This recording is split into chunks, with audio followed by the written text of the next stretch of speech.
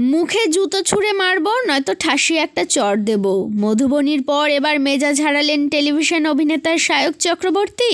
Social মিডিয়ায় প্রায়শই তারকারা এমনকি তাদের পরিবারও ট্রোলের মুখে পড়েন। এ কথা নতুন নয়, বেশিরভাগ সময়ই সেগুলো এড়িয়ে চললেও মাঝে মধ্যে এই ট্রোলিংই যেন মাত্রা ছাড়া হয়ে যায়। তখন আর মুখ বুজে চুপ করে বসে থাকতে পারেন না তারা। কিছুদিন আগেই বাঙালিদের পৈতৃক সম্পত্তি বিক্রি করা নিয়ে গর্জে উঠেছিলেন মধুবনী গোস্বামী। ট্রোলারদের মুখের ওপর সপাটে জবাব দিয়েছিলেন তিনি।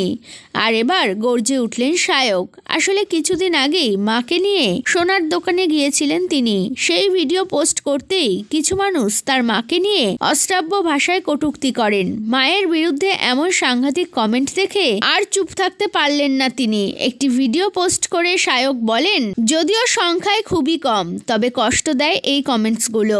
একজন লিখেছেন, বুড়ির এই বয়সে এত সাজার কি আছে, গয়না কেনার কি আছে?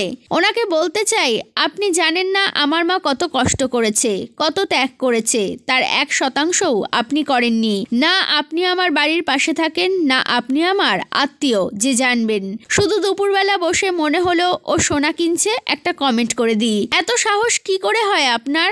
আপনার যদি কেনার ক্ষমতা না থাকে কিনবেন না, যদি দেখার ইচ্ছে না হয় দেখবেন না। আপনার আমার মাকে নিয়ে কথা বলার সাহসটা হয় কি করে? যদি সাহস থাকে, আমাকে যদি দেখতে পান কখনো, সামনে এসে বলবেন কমেন্টটা আমি করেছি, ঠাসি একটা চড় মারবো আপনাকে। তাতে যদি আমার জেল হয়ে যায়, হয়ে যাক, আমার কিছু আসে যায় না। জীবনে এত ফ্রাস্ট্রেশন কেন আপনাদের, তাও লোকের পোস্টে এসে? আপনাদের পেলে আমি চড় মারবো।